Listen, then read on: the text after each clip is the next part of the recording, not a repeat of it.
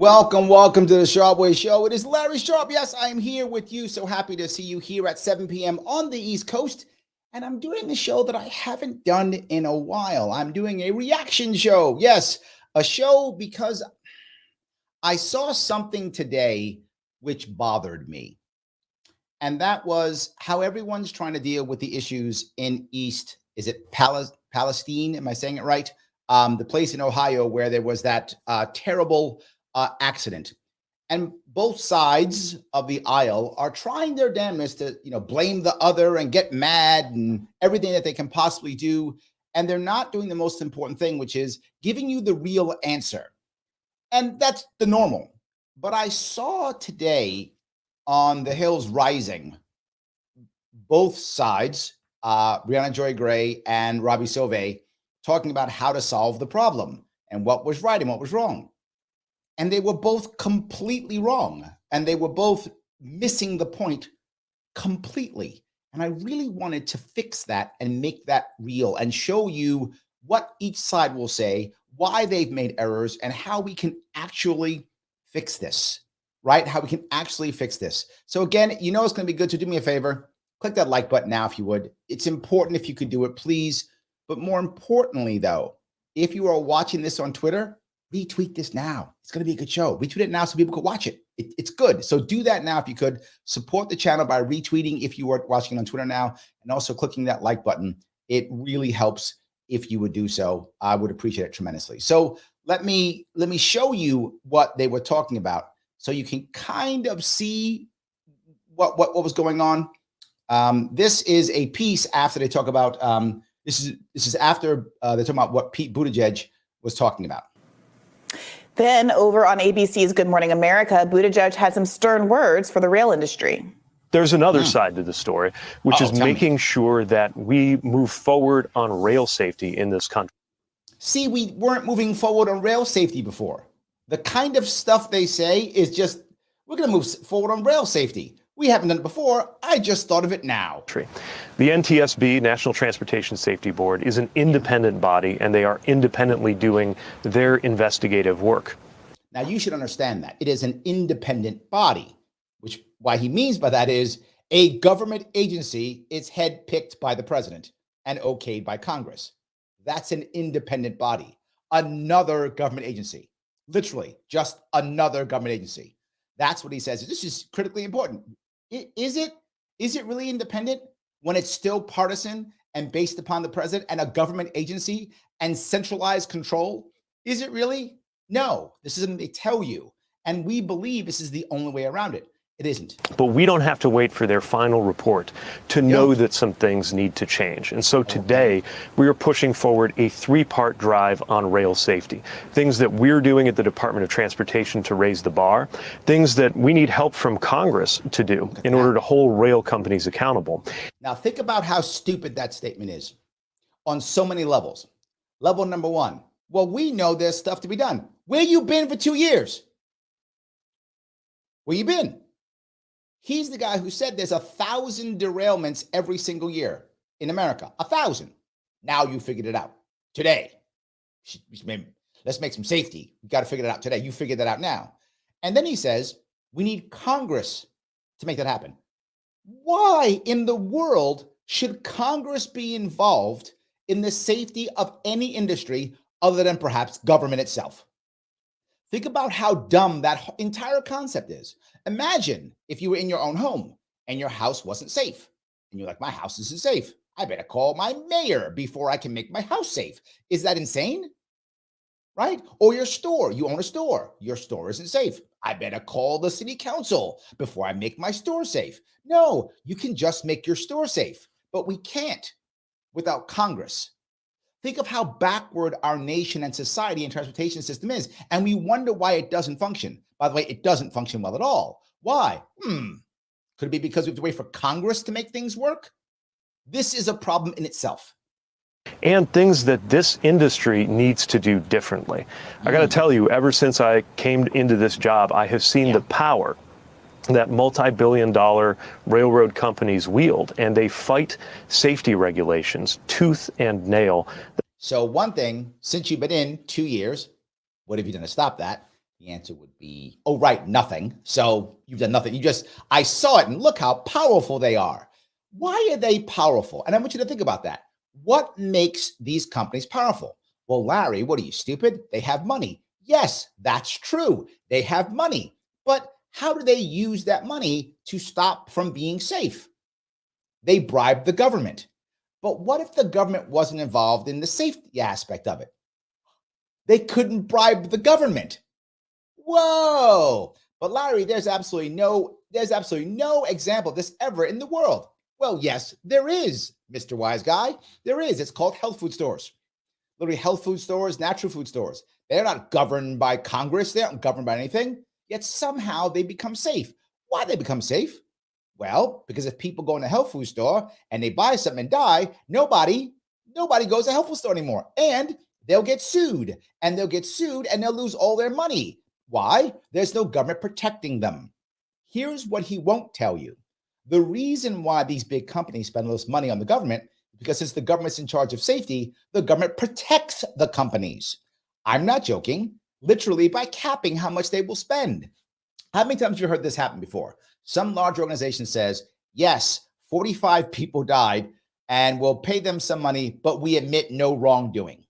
Why they admit no wrongdoing? Here's how, when the government's involved, wrongdoing is defined. Breaking the regulations. Breaking the regulations is wrongdoing when government controls, because the government doesn't care if you kill somebody, the government cares if you broke the rules.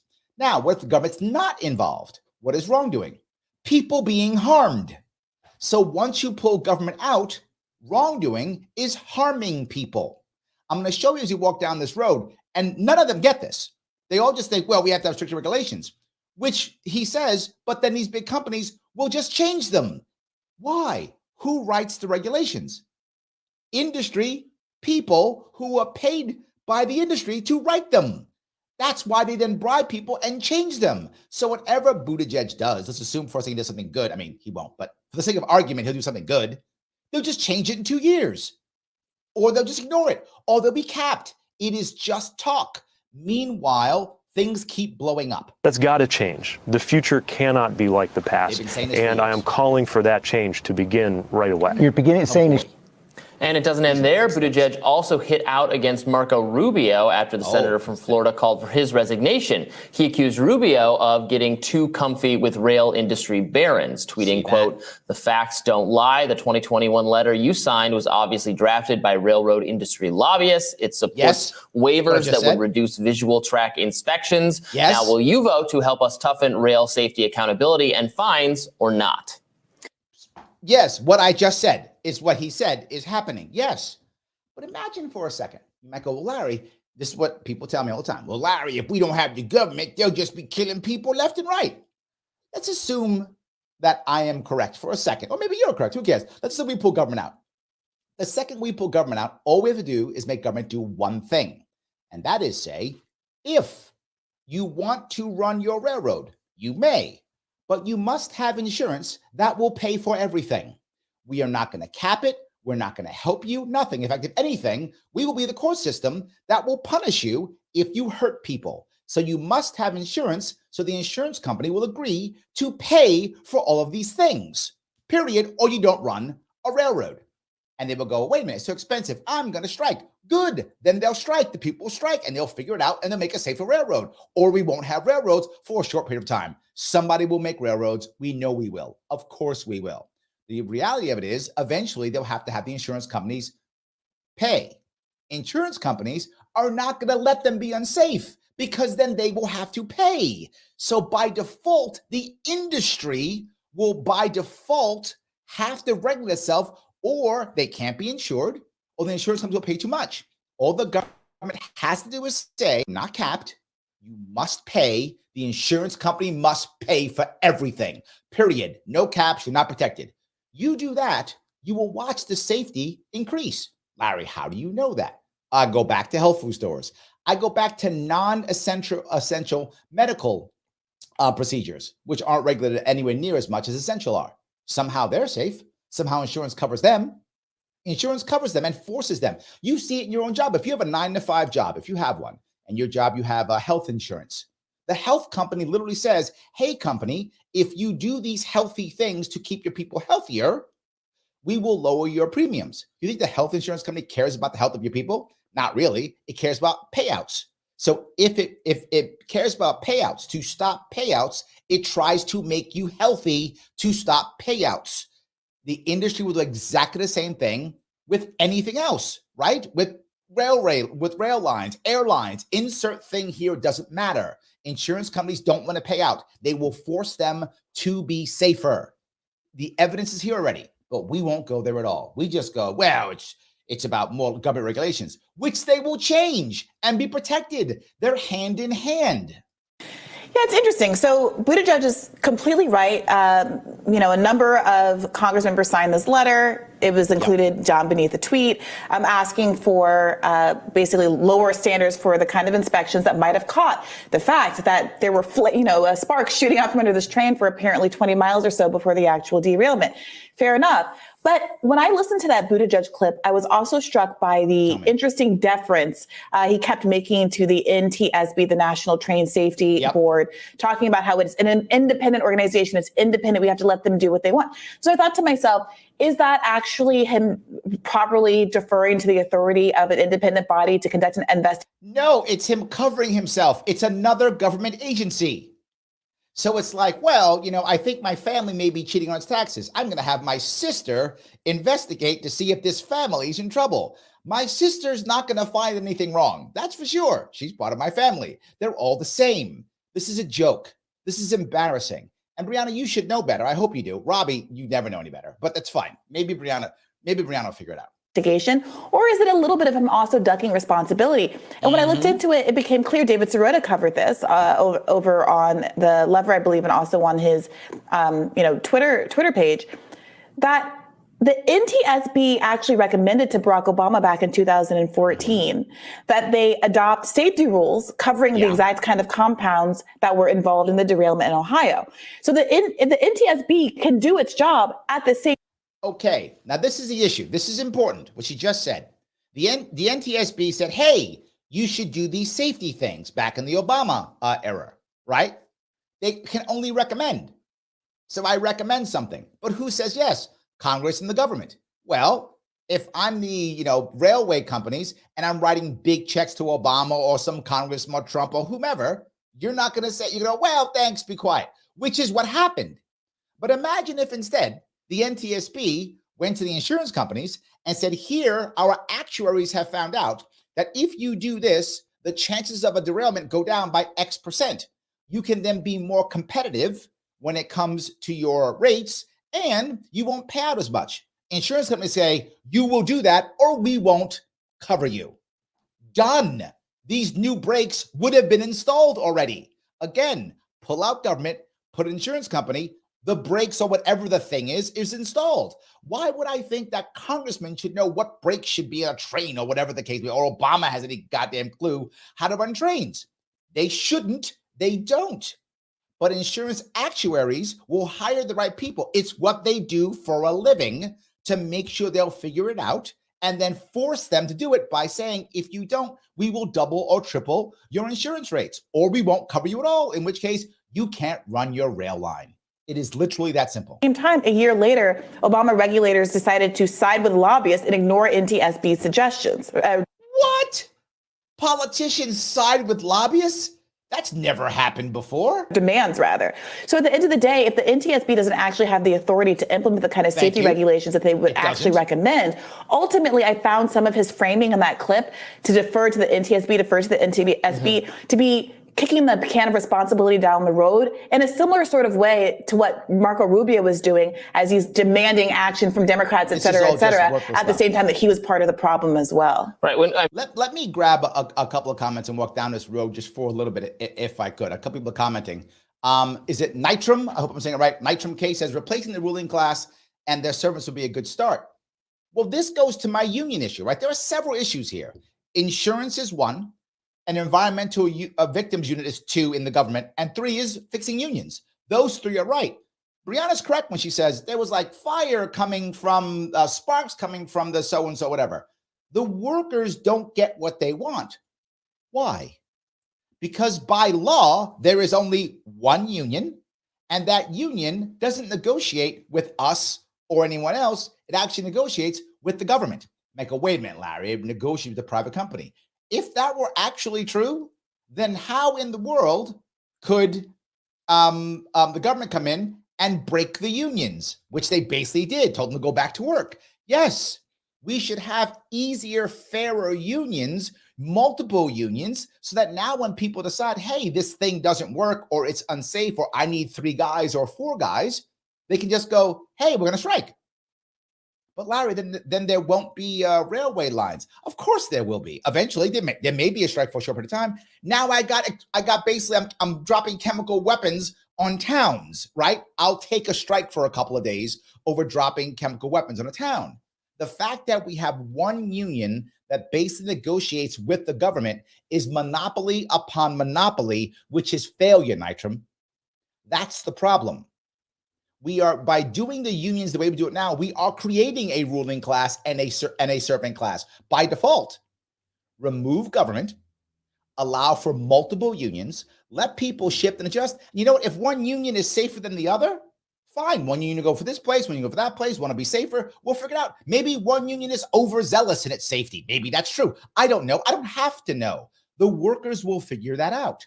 And maybe some people are okay gambling more than others, and maybe some aren't. I'm okay with that. They will decide, and the workers will have their own power to make decisions. We absolutely can do this. Sadly, we just simply have not. It's been really bad how we've done this. So thank you for putting that. If I could, thank you for popping it up. Let me go ahead and grab a couple more. Adam says, I live in Ohio. I love Ohio, and even I don't know how to pronounce it. I think it's Palestine. I hope I'm saying it right. I'll check. They'll probably say it, but I think it's Palestine. Pete Clark, thank you very much. As always, my friend. It is 31 trillion, 555 billion, 409 million, $398,238.35. And by the way, Pete, happy birthday. So yes, Sam says, funny, I thought big railroads supported Democrats. Didn't Joe Biden specifically campaign on expanding rails, roads, trains? Yes, Sam, it's something else. Unions. He was all about unions. Remember that? He was all about unions. He was going to make it all work out well for all the unions. Didn't work out so well, did he? He broke the unions and has not supported them at all. Look, it's not like Republicans are great on this either. They're not either. But the one thing Democrats do is lie about it. They pretend they're good on these issues. Republicans just ignore it. So, but Democrats lie, which I think is actually worse. I think it's actually worse. So yes, Patty says these accidents happen way too often. You are right. Now more people have poisoned water and land. Yes, that usually happens to marginalized and the poor. 100% true. The government and big news usually ignores these accidents. Patty, you've brought up multiple things. First thing is, most people who are wealthy don't want to live near rail lines. That's true, which is why mostly people who are either middle class or poorer will live near rail lines, because wealthy people move away from rail lines, right? Makes sense. So you don't want to have a loud train coming by your neighborhood. So that's one of the reasons why those types of things will happen to people who are poorer. That's true.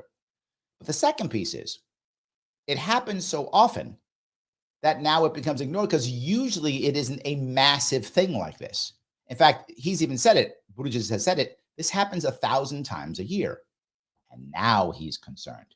He's concerned now because it's all over the TV news. If it wasn't on the TV news, he would not be concerned at all. I think that's another key piece, right, that we have here. It's a very key piece. And it bothers me, to be forward. I think you're correct. So let me grab a couple more of these if I can. Sam says, fun math fact, at 60 miles per hour, a train will travel 20 miles in 20 minutes. I wonder how much of the rail goes past no low population centers where there are no observers of said sparks. Oh, well, supposedly the workers on the train, if I remember the story right, they noticed, but they have some rules on they can't say or can't do something for some reason, whatever the case may be. So, I mean, there's some rule on that. I don't remember what the rule is, but my point is, many of the workers have been saying there are unsafe issues on the trains literally for years, that this is not a new thing. And they've been unable to do anything. They can't strike because the government will stop them because, again, one union, monopoly union, bad ideas I've been saying for years. And two, they're not really negotiating with the company. I mean, they are, but they're not. They're negotiating with the government. Why? Because the company, again, these are massive companies who are in bed with the government. So you're really negotiating with the government, and it's not the government's money, right? And they cap everything. So even if I got some people I killed, I'm gonna throw them $1 million and I'll keep walking around. I made $85 billion. So yeah, they're not concerned. I get what you're saying. They're not concerned, right? That's the issue. They're simply not concerned. So let me see if I can find where I was. Sorry about that. I got to find where I was real fast so I can head back to that real fast. Okay. Hold on. I'm gonna get this back for you guys real fast so that we can keep this going. And yeah, all right. Let me grab a couple things real fast. I want to make sure I get this right. I'm sorry, I'm a little bit off, guys. I do apologize. And I will get right back to this. And yes, I'm now prepared. Sorry about that. I will now pop that back up so that we can keep going. All righty. I by mistake dropped where I was, so I was so busy yapping away. I was so busy yapping with you, I didn't keep going. So I apologize. Let's keep going now. I mean, when government is functioning properly, regulatory agencies, authorities are not supposed to just craft new rules or stop enforcing rules or change course. Congress is supposed to give them clear directions on what the new rules are supposed to be, and then they enforce them. I mean, this is something. This is a libertarian, by the way. I'm sorry, a libertarian. I'm doing air quotes. This is Robbie Sauvé who's saying, see, Congress is supposed to then give the rules and then enforce them. Why? Why? There is literally no need for this at all. It just puts government in the middle of it. It allows them to be bribed, which they are. It allows them to be corrupt, which they are. It allows them to create monopolies, which they do. It allows them to break unions, which they do. So the left isn't happy because it's breaking unions and forcing workers to work when they shouldn't work. The right doesn't like it because now it's monopoly. It's nothing but bad. It's lose, lose, lose. And he's like, yeah, it's the normal way. This isn't unique to this industry whatsoever. This comes up in all sorts of areas. I've looked at it most closely in the rules for higher education around expression and due process. And higher education, a disaster. Education, a disaster. Correct. In every case where this works poorly. And things where you have aspects of the education department coming up with new rules, and then the schools don't want to follow them because they don't know if they're law or not because Congress hasn't weighed in. Now, unfortunately, we have a reality where Congress doesn't weigh in on enough of this stuff anymore because Congress doesn't properly function. So yes, this is a libertarian who is complaining that Congress doesn't weigh in enough. How about with wars? Just let Congress weigh in on some wars once in a while. I mean, I would take that, but okay. I wish he'd stop calling himself libertarian. I wish he would just say what he is. He's a Republican who hates Trump, which is fine. I know people who are Republicans who hate Trump. He should just say he's that, and we'd be okay. But it leaves a lot of regulatory authorities actually in the lurch when they're kind of making up rules and it maybe exceeds their authority, which is not to say that more rules aren't necessarily needed. It's just the agency that's supposed to be doing that is the Congress, and they're not doing it. Well, sure. I mean, but in this case, the rules were probably, the recommendations were issued. The Obama administration at the time declined to adopt them. And so this is my issue with this. Everybody is engaging in point scoring to a greater or lesser degree in this situation. She's right. But there were things that happened during the Obama administration that led to this crisis. There were things that happened to the Trump administration, specifically choosing not to force the rail industry to adopt the new technology on brakes. So let's be clear about this, just so we're clear. This stuff happened on Obama's watch, on Trump's watch, and now on Biden's watch. So guess what? It doesn't matter if you're a Republican or a Democrat. It's irrelevant. With government bureaucracy making everything worse. It doesn't matter. You can think Obama was the greatest president in the world, Trump was the greatest president in the world, whatever. It doesn't matter. The system is broken, regardless of your left-right paradigm. They're going to go with lobbyists because they always do. Why are they even involved? I say it again. Number one piece, Let unions be unions. Don't make a government mandated one union monopoly union. Number one, because now they're bought and paid. They're bought and paid for. So now the unions aren't supporting the workers. The unions are supporting their lobbyists and their guys and gals to get their stuff done. Number one. Number two, let insurance do its job. These people care about money. Yes, but they don't want to pay out. They will make the industry safer. What government should do, it's going to be nuts here. I think I'm crazy. What government should do is just run the court system fairly without caps so that when people screw up, insurance companies get sued. Yeah, because insurance companies actually pay out. They even settle earlier. If you're suing an individual, that individual fights forever. That company fights forever. If you're suing an insurance company, they settle. That's part of their actuaries. Like they have that in their entire thing. We'll settle this. They'll settle. People will get paid, not 25 years down the road, but in a couple years, they'll get paid. That happens all the time. I've been on juries. If you've been in a civil jury, you know, half the time a civil jury doesn't even sit. They settle as soon as they pick the jury. That's what happens constantly. Currently using these air brakes from like the first decade of the last century that because they act sequentially down the car cause that slinky effect that forces derailments. When the new electronic brake system that has all the cars stop at once electronically doesn't have that, you know, ricochet effect. Now listen to what she's talking about. Now I'm not saying she's wrong, but she's talking about how these things had this ricochet. She did homework on this. Why the hell should anyone in government do any homework on this at all? Seriously, why should anyone in government do any homework on this at all?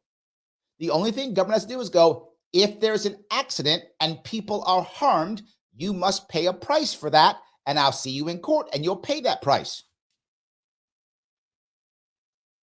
I don't care how these things work. It's irrelevant. It's not my industry. If you're in this industry, then you should know. Otherwise, why do I care? That was a Trump era policy. So again, I'm just deeply skeptical of anybody's real investment in fixing the problem. If we get Democrats criticizing Republicans and Republicans criticizing Democrats, I trust people who are willing to offer a critical lens on the failures of their own party.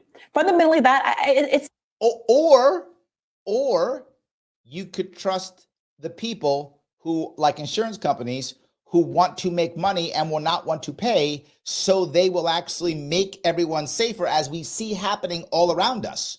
You could trust that, or someone who will have a critical lens on their own party, whatever the hell that means. The world is not that simplistic. Obviously, you have to parse what people are saying and look at their records and things. No. It is simple. I don't want to pay, therefore I will make a better system so I don't pay. It is literally that simple.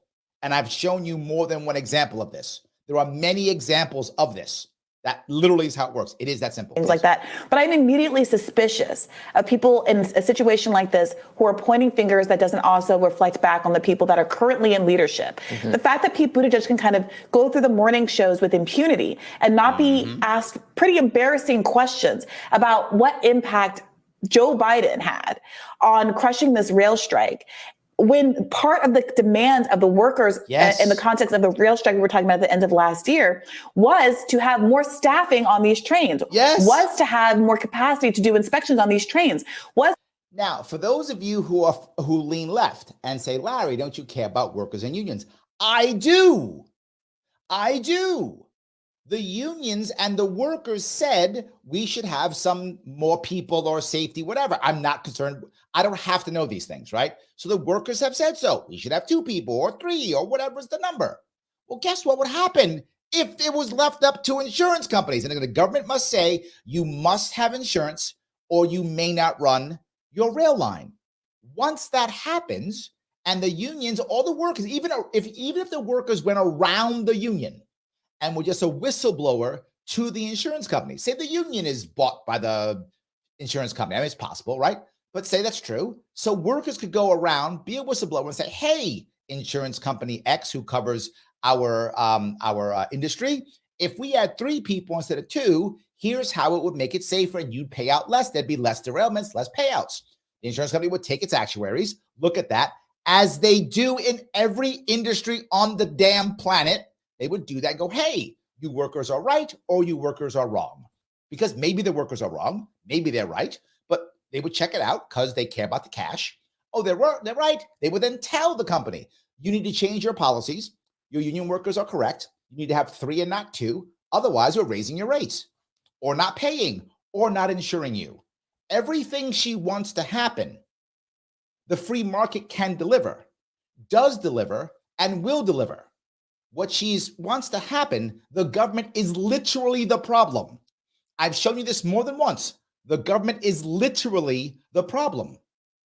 To have days off so they weren't tired and exhausted and were able to actually check if everything on these trains, which on that to be clear, front, almost 2 miles long, was actually in order. I was actually reading an interesting report from the director of research at the Brotherhood of Railroad Signalmen, which is a union for people who work on the railways, Christopher Hand. He was saying that they don't have enough time to check the hot box detectors, the software that, or whatever, the device that detects whether the wheels are overheating, which is exactly what happened in this case. The wheels overheated, and East Palestine got some like last minute warning that the wheels had overheated. The question, why didn't that warning take place earlier? Was there some kind of malfunction? But so this is a union person saying they don't have enough time to do these inspections because they're doing too much government mandated training and work of that kind, which is so government mandated training, because the government has decided what training it is. Government training in almost every case, useless. Let me repeat that. Government training in almost every case. There's some exceptions like military, pretty good military. Besides that, most of it is useless, right? When you stop mandating training, I know I used to work with the VA, and I'm not joking when I would support vets. Some of you know that, particularly after 2004, 2006, 2010, when the vets started coming back from Iraq and Afghanistan, I was doing a lot of transition work, right? Trying to get vets, get their resumes up to speed. I'm a business trainer, coach for a living. I was giving my services out for free, right? I'd go to the VA, help. The VA would create these rubrics. Those of you who work with it know what a rubric is, right? These rubrics where I'd have to make sure I checked every box. And the boxes were like from the 80s. Like I had to talk about the kind of paper your resume was on. This was 2008, 2010. Nobody cared what kind of paper your resume was on. So things like that. You've got to make sure they know how to do this and write a business letter. What? I mean, it was stuff that it was like from the 80s. And they simply would, no, you must do it, Larry. So I stopped working with the VA. I literally had to stop working with them because their mandatory training, their check boxes literally were hurting veterans. I had to stop. I had to start going with nonprofits that were not government funded, who were supporting them better. Like Yellow Ribbon Fund was much better. I work with them. So I work with different organizations to make that happen. There's no way that I could do it any other way.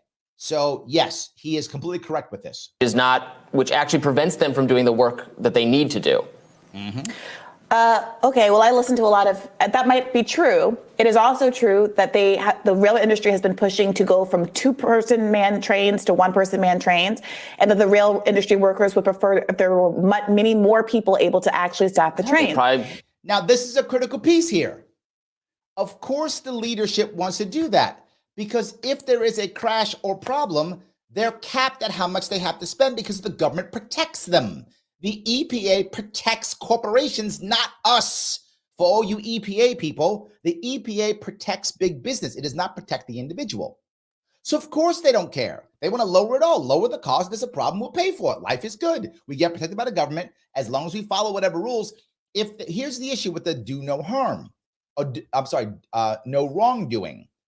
If they have followed the regulations, which they push, they have by default done nothing wrong. Because again, if government runs it, doing something wrong is following government rules. That is the answer to doing it right. You don't follow the government rule, you've done something wrong. Whether 20 people die or 1,000 people die, doesn't matter. Did you follow the government rules? You did, you've done nothing wrong. So they then change the government rules. This again is the same problem. I feel like I'm a broken record because at the end of they were the left day, alone to do their work. At the end of the day, the trains are 1.8 miles long. The train that derailed was 1.8. So I'll say it again. If the union workers had been able to simply talk to their insurance company and say, hey, this would make things safer, the insurance company would mandate it. Done deal. You don't do what the insurance company tells you, you don't get insured. No railroad for you. Someone else will pop up and do it. That's how it works. Now, let me grab some comments and such if I could. I mean, I know I have a bunch of them. And I know I'm a broken record. I do. I get it completely. I know I'm a broken record, but it's because it makes sense. It's because I'm right, and people just don't listen, and it drives me absolutely, utterly crazy. I really want to make this better if I could. So, all right, hold on. Let me grab a couple of these comments. I know a lot of you are commenting. Sam says, in Atlas Shrugged, Ayn Rand predicted inflation, energy production issues, record unemployment, runaway government, and railroad safety / train derailments. So, sounds like America today.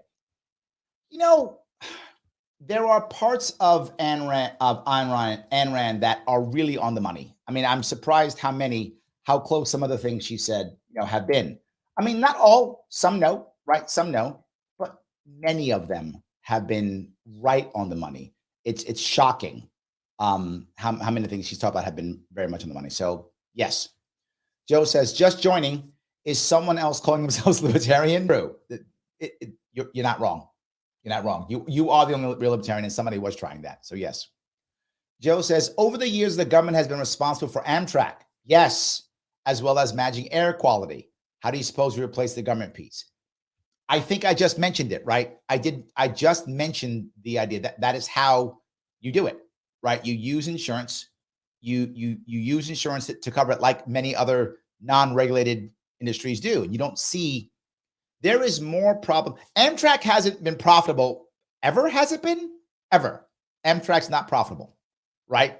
At air quality. I mean, we're seeing that now, problems, right? Government does not do a job well at all. Patty says, thinking freely is difficult for many people. True. Well, speaking of thinking freely, guys, do me a favor. If you are on Twitter watching this, please retweet this now. It really does matter. Please do it, right? If you want to support the show, there are two ways you can support the show. One of them, you can super chat if you want to. Super chat if you want to. If you're on Larry Shop YouTube, you can super chat, or you can support my sponsors, theadvocates.org. Head over to The Advocates, take the world's smallest political quiz, or take one of their single issue surveys, or take the human respect test. That's an interesting one. Take the human respect test and share your results. It supports the show by supporting my sponsors. It's free. So if you've got a few minutes, please take one of those surveys or the test and share it online. It makes the advocates happy. I'm happy. Everybody's happy, and it's free. If you want to actually help me out directly, you can always super chat on Larry Shop YouTube, but you can also do the simplest thing. Click the like button. It is that simple. Click that like button, share it on Twitter, like, comment, share, as they say. Critically important. I really hope we can make that happen. It really is that important. All right, let me go back, if I could, to a couple more comments. Jericho says, I've heard some examples of how the EPA protects the corporation, like you said, but can't explain how that works. I believe it prevents individuals from suing, instead they pay a fine. Is that true? Two ways it protects, Jericho. Number one, it caps how much a corporation spends. So as an example, I'm making this up. I don't remember exactly what the number is, but for the sake of argument, it's $10 million. I don't know what the number is, but sake of argument. So now there is a massive spillage, and lots of things are broken, and there's water. To Patty's point, there's all types of pollution in the water, in the ground, and to clean it up, well, it costs $100 million. Well, they only pay $10 million. You go, Larry, it doesn't seem fair. It doesn't. You're right. But it's a thing called the super fund. The super fund is supposed to protect and pay for the rest of it. The super fund was supposed to do that. The super fund's empty. The super fund was supposed to be collecting little bits here or there from other companies for the super fund to pay the rest, to protect, from a massive attack. It was a form of insurance. That was a form of insurance, Jericho. They could have just got insured. They didn't. The government thought it could insure better than an insurance company by making the super fund. I'm not making this up. This is true. So the super fund obviously is out of money. So that's why you look across many states, to include New York, and there are many areas that are devastated with no cleanup. Why? No one's responsible. The only person responsible is a super fund, which is out of money. So it just sits there and nothing happens. That's how it protects them, right? That's how it protects them. But not just that. The EPA does things like it fines some company. Great. We're talking about fining in a second. People love to fine companies. Virtually useless. What, Larry, shouldn't they pay? Yes, they should pay to give the people who've been harmed something. Yes, but does it hurt the company? No. The company just raised its prices, or whatever the case may be. Whatever. The company doesn't actually care. The company doesn't care. Fining the company is good if you're going to pay for the people who are harmed. But the problem is most of the fines just go to the government. So the government goes, oh, great, another problem? Well, fine, and we'll get a bunch of cash. They don't give that money back to you. That money goes into the bureaucracy.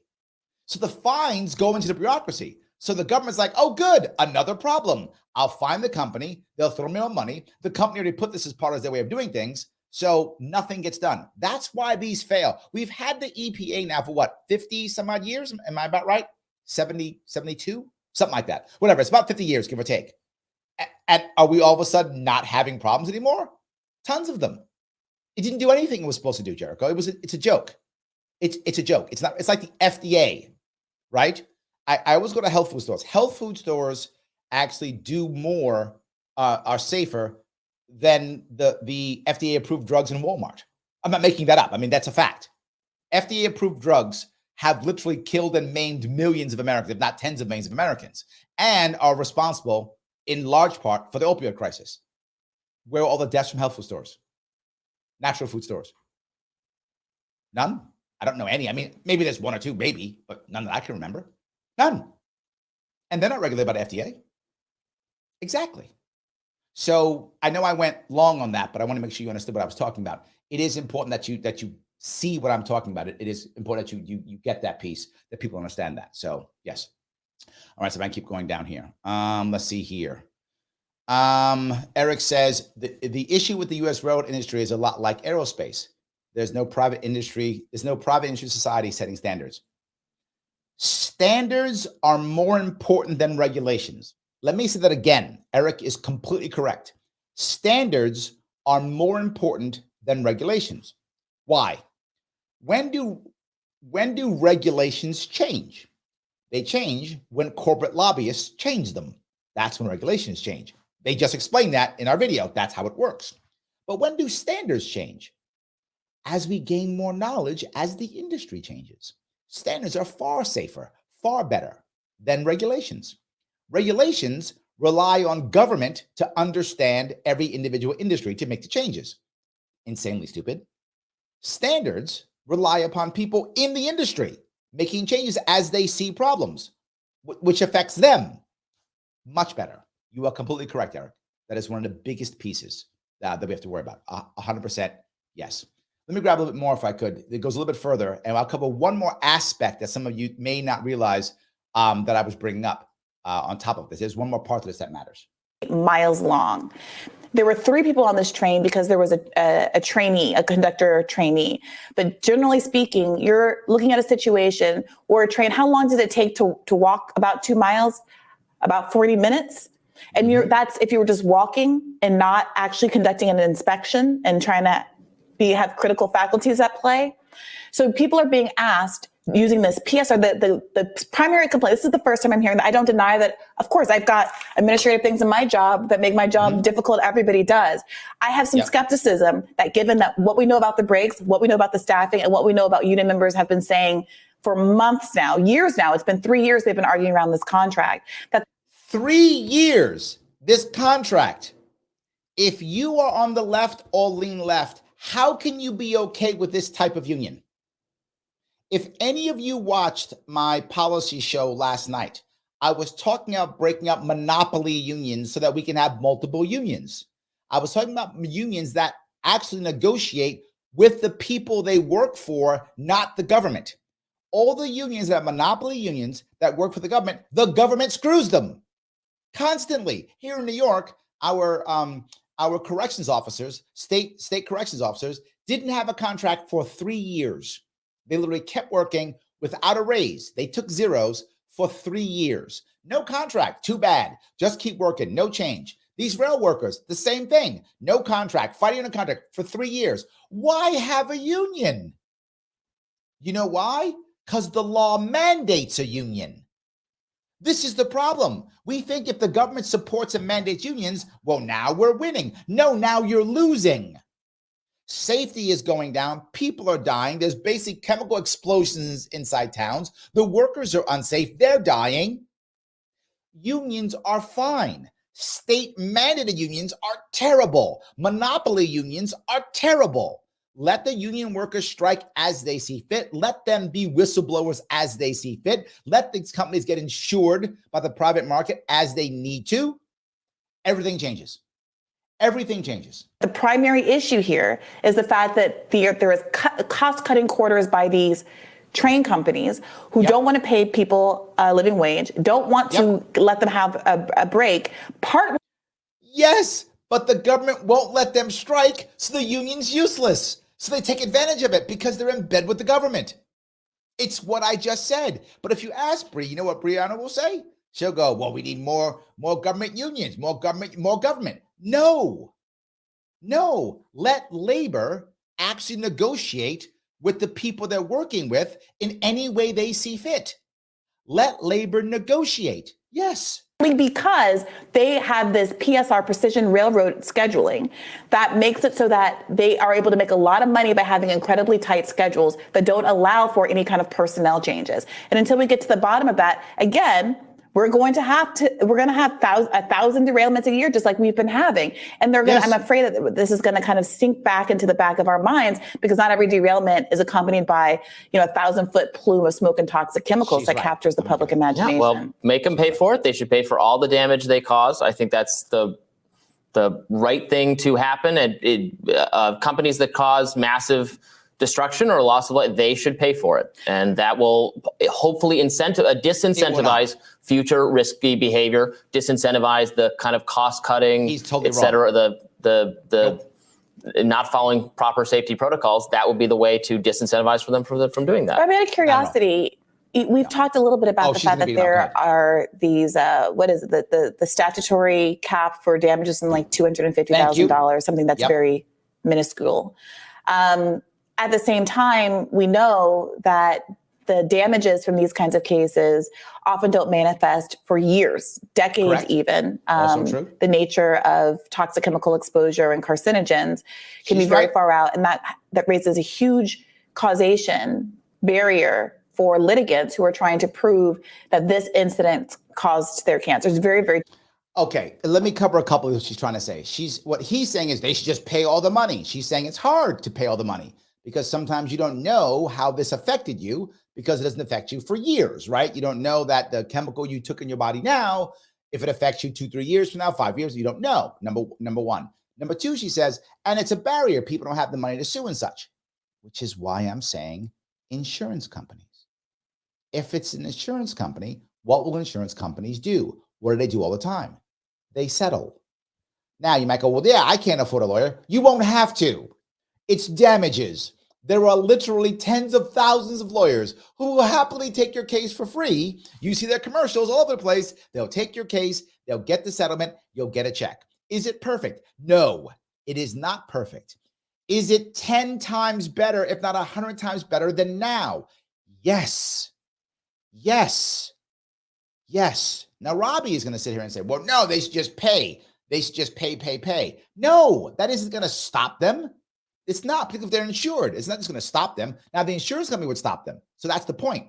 Because if they keep having accidents, the insurance company will either raise their rates so much or not insure them. So then by default, the insurance industry gets rid of bad players, because they'll stop insuring them, or they'll make their rates so high that they can't compete in the open market. One way or the other, insurance takes care of that. But there's one more piece we have to add. I talked about this in New York State when I was running for governor. The idea of an environmental victims unit. Let me tell you what's actually happening. I want to talk about this for a few seconds if I could. What actually happens in boardrooms is there are whatever. In the case of, we'll make this up, 11 people on the board. I'm making that number up. And they're talking about this thing they're going to do. And they say, hey, we should, in the case of trainings, we should have a 2-mile train. And let's get rid of all these safety things. We've already done all these things, blah, blah. Here's his plan. How much will we make? And the lawyer or actuary who's there, who's either part of the board or with the team of the board member, says, yes, we can do this. And if we do this thing, we're going to probably make about, $10 billion. Oh, $10 billion. Great plan. Awesome. What's the downside? What happens if there's an explosion or something? Well, with the super fund, blah, blah, it'll cost us probably about $1 billion. So we'll lose about $1 billion total if we count lawyers. I could probably cut it down to about $500 million, blah, blah. Oh, we still make 10 billion? Now I make about 9 or 8. Okay, good. Do it. Then they go to lunch. That's it. They never think about the decision ever again. That decision might literally have cost, I don't know, 100 lives, 1,000 lives. Who knows?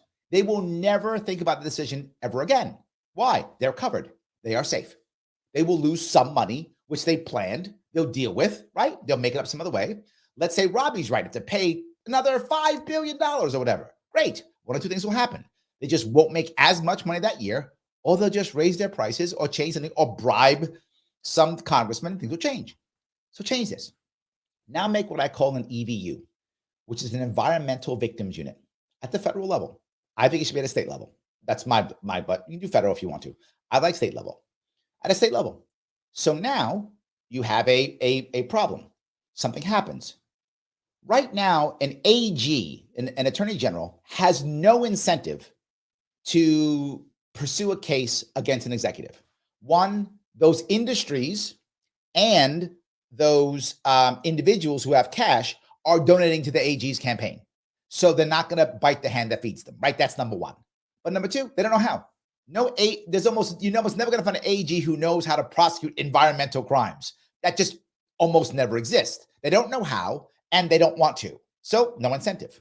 But if you add the environmental victims unit within at the state level, this unit is lawyers and activists, and their job is literally to create a case against the individuals on that board who made that decision.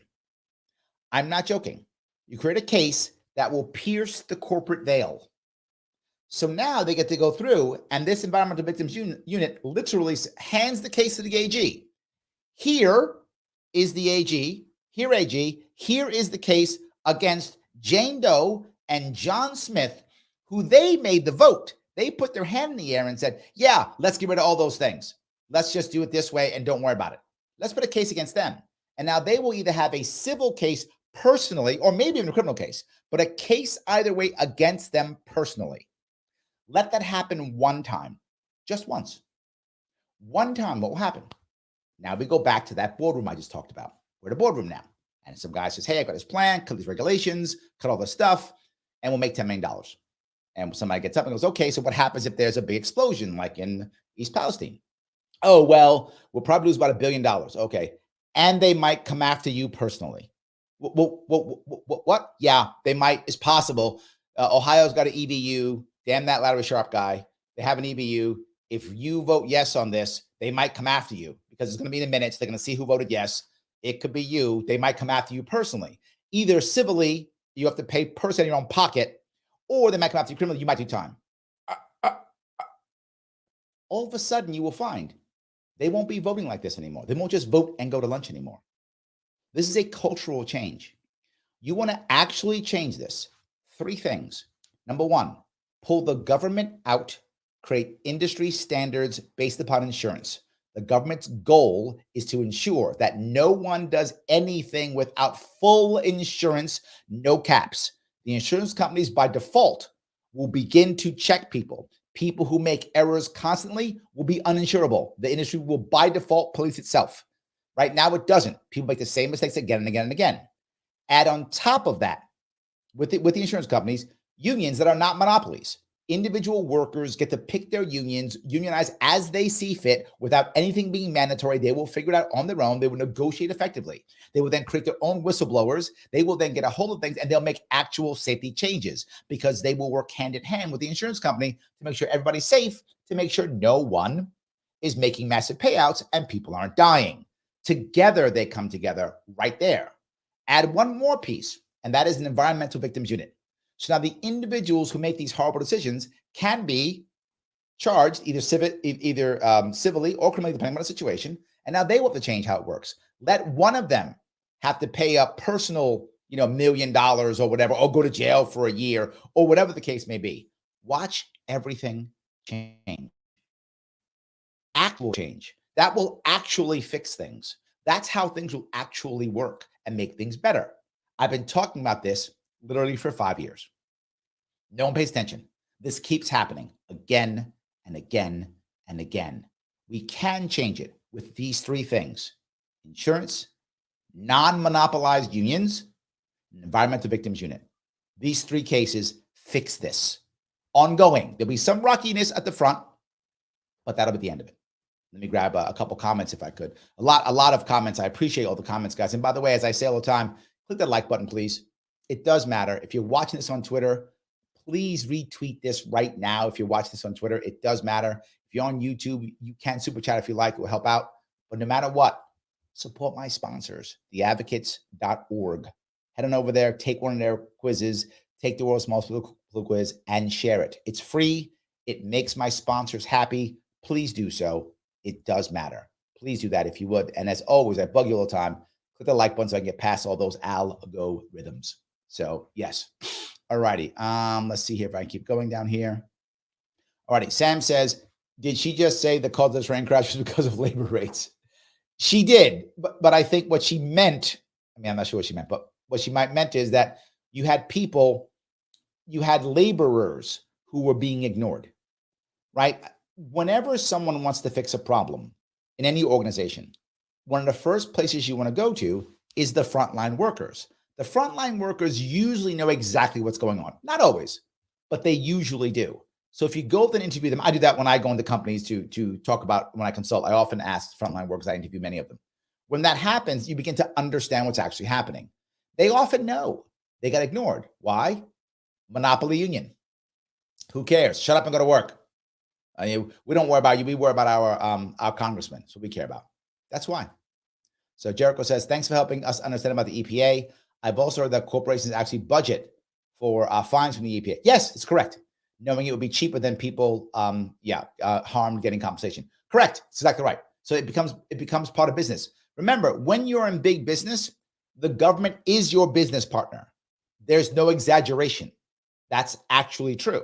When you are in big business, the government is your business partner, right? When you're a little guy, the government is your mob partner. Well, not partner, but your collections racket. But when you're a big business, they're actually your partner. So you have to actually work with them and pay them. So yes, that is correct. Yes. So, all right. Robert says, when private companies are fined, the cost of those fines are passed on the consumer. Correct. I'm not sure what the answer is, but maybe top managers should be pushed out and fined. But yeah, insurance would be involved too. That was my point, Robert. That's why you have the EVU. The Environmental Victims Unit makes that work. So freaking votes, but I don't know what that means. Are you mad at me because you think I'm better than Republicans and you're jealous? Could be that. I mean, I am. It's true. I mean, maybe. I don't know. Is that what you meant? I'm not sure. Missy says, make sure you hit that like button. Yes, absolutely. Excuse me.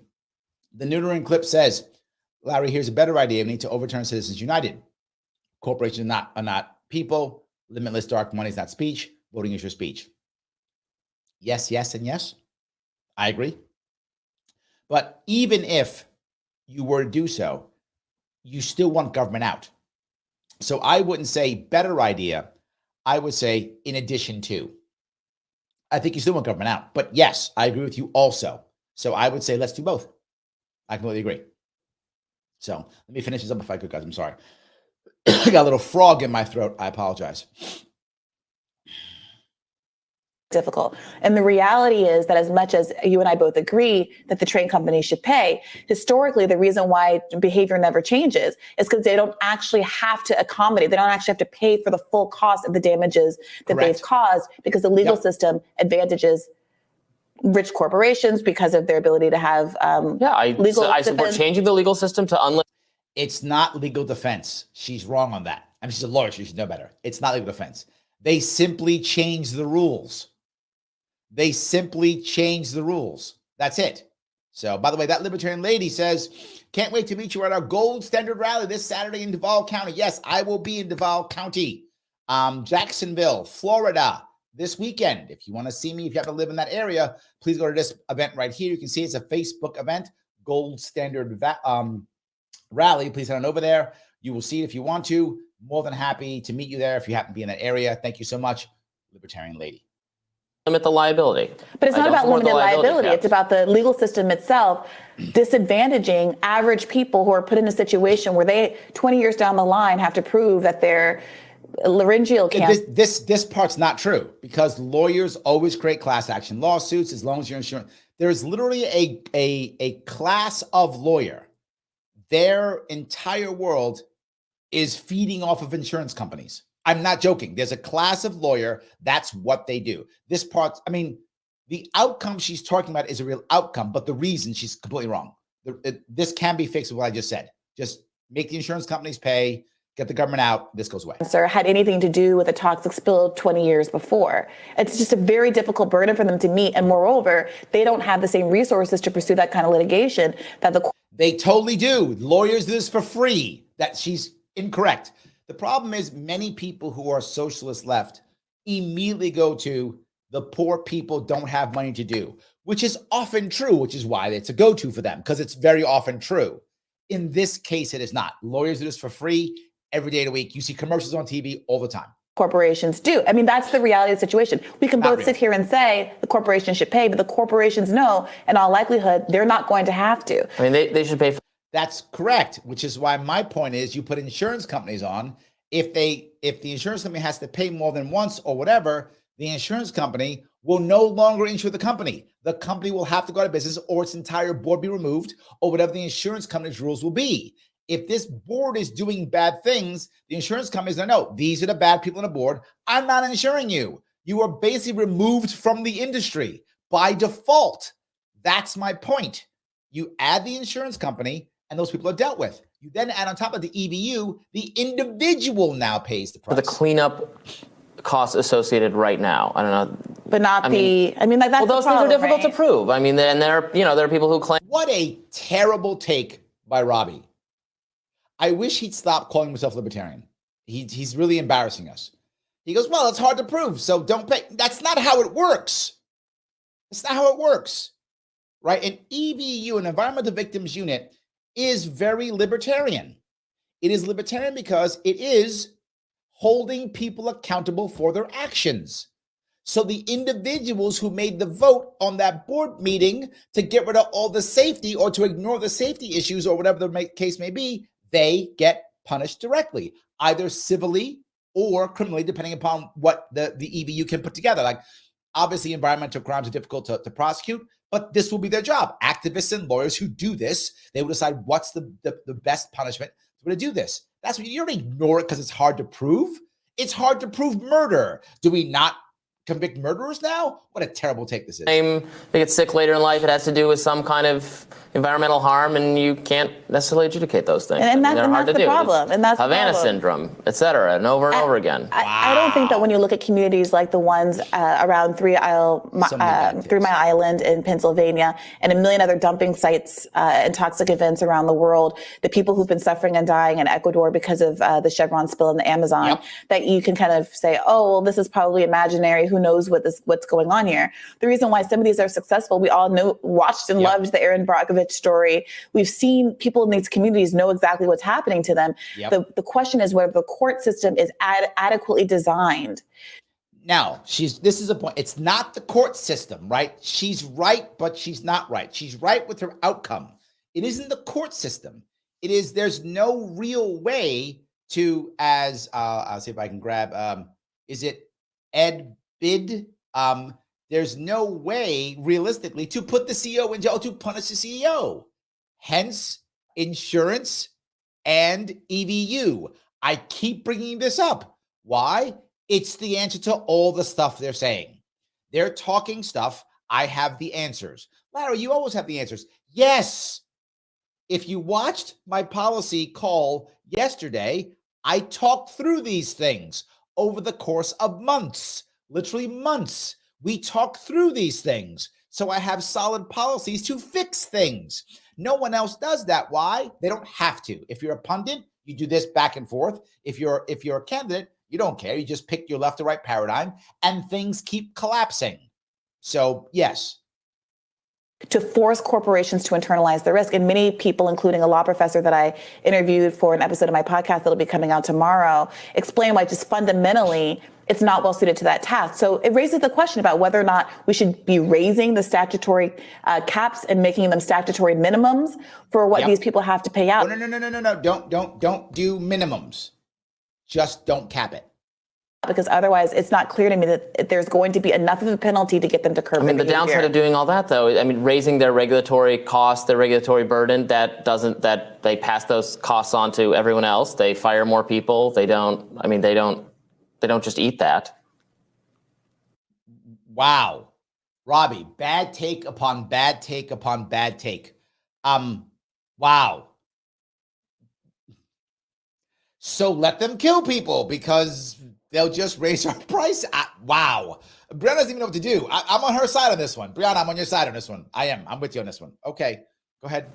I mean, people working in America need these jobs. They've cut their staff by 30% in the last 10 years. But they're going to cut it by even more the way we're headed. Right. So you can actually. So you could just let them unionize on their own without government interference, and then they would fight for the right workers in the right way. Add the insurance part, as I've been saying, the EVU, all this goes away.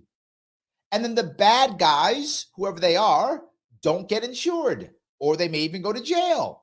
Yeah, so you can beat up on the companies that provide working class people with the jobs they need, or you can, try to find some way to structure.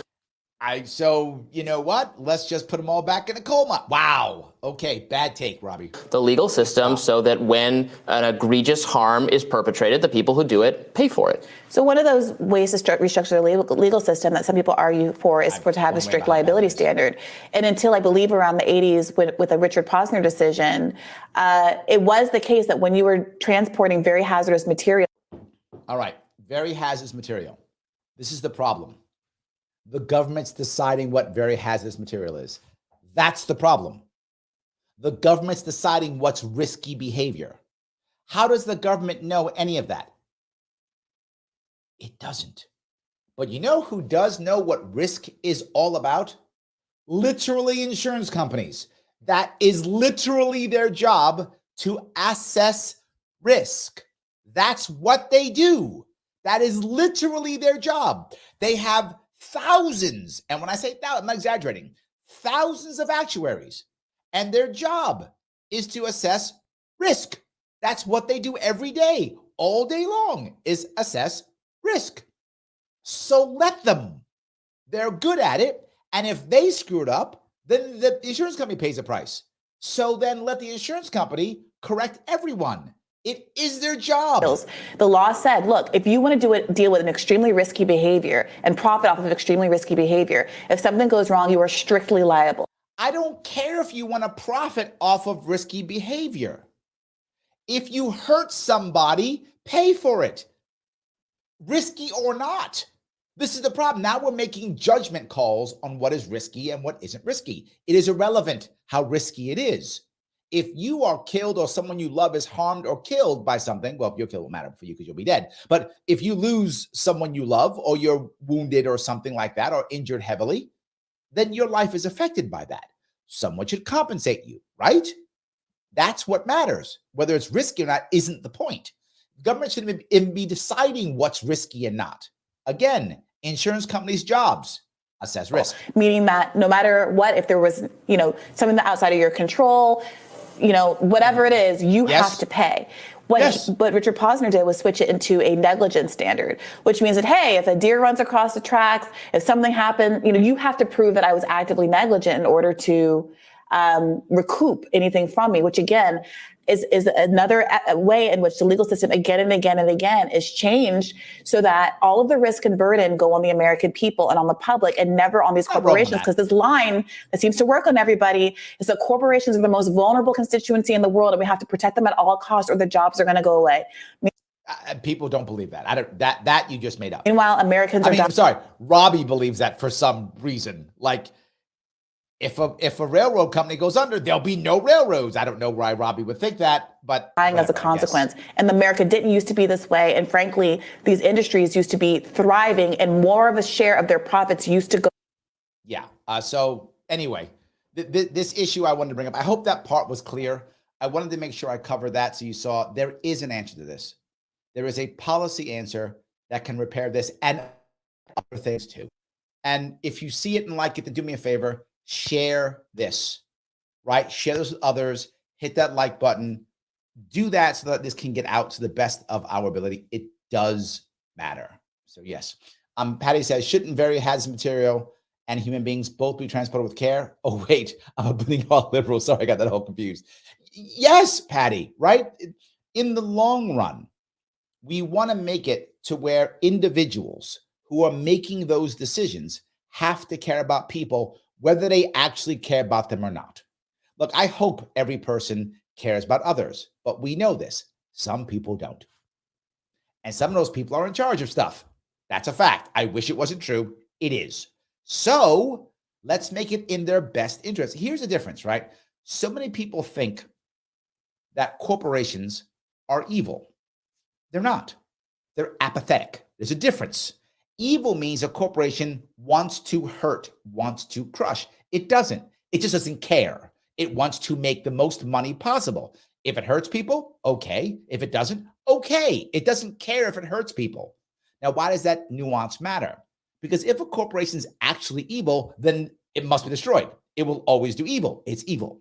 If it's apathetic, if you change the environment to where it will make the most money by not harming people, it won't harm people because its goal is to make the most money. Or in this case, lose the least money. If it loses the least money by being safe, it will be safe because it doesn't care about safety or not. It cares about that. That's the critical piece. So you're right, Patty. They should care about both the hazardous material and human beings. Both, all of them matter. The hazardous material matters because it will affect the human beings, right? That's the reason why it matters. So if we set up this system I'm talking about, you will see a change. And I repeat it one more time for those of you who didn't get it. Number one, get the government regulations out and instead put in insurance standards. Any rail system, transportation system at all, company with this airline, whatever it is, if there is a problem, an issue, an accident, their insurance must pay for everything. No cap. Their insurance must pay for everything. If they are uninsured, they may not run their company in the system. They may not be a transporter. They may not transport things. So to your point, Patty, transporting people matter. You don't have insurance, you may not transport. If you do transport, that is a crime. You, as the board or president, whatever, are going to jail. That is a crime. You are going to jail. So that's step number one. But that isn't all. That's just one step. What will that do? If people are unsafe, the insurance companies will not insure them. Bad players will be removed from the market by default. They won't be able to get insured, or their insurance rates will be so high they can't compete in the market. Either way, they will be removed. Insurance companies will know what individuals are the bad individuals, and they won't insure them. They won't be able to be in upper management. They won't be able to be on the boards. They'll be gone. On top of that, the insurance companies will, by default, go out of their way to create better standards to be safer. Why? Because they care about people. Sadly, Patty, they don't. But they care about payouts. They care about money. If it's a safer environment, they will not pay as much. They will encourage and listen to unionized whistleblowers to make safer environments. How do we know this? You see this already in the health insurance industry. You already see it happening. There's evidence of it happening now.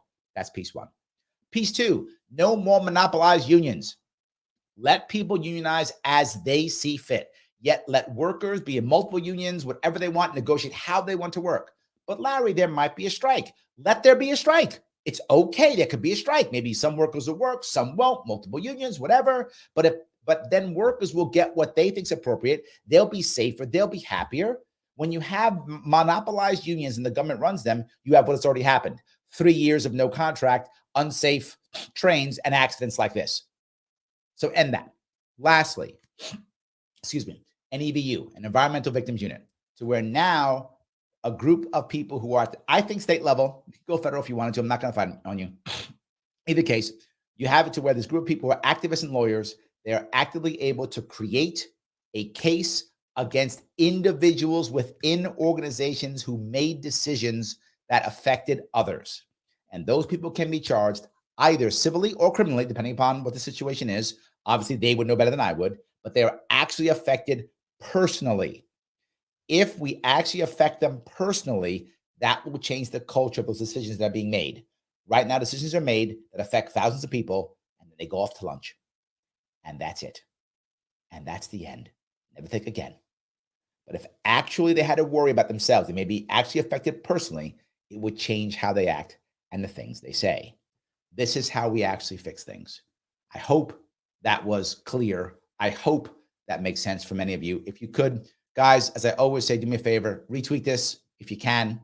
It does matter if you're on Twitter. If you're not, click the like button no matter what. I'm going to let you guys know. Thank you so much for watching. I hope it was clear. I will see you all very soon.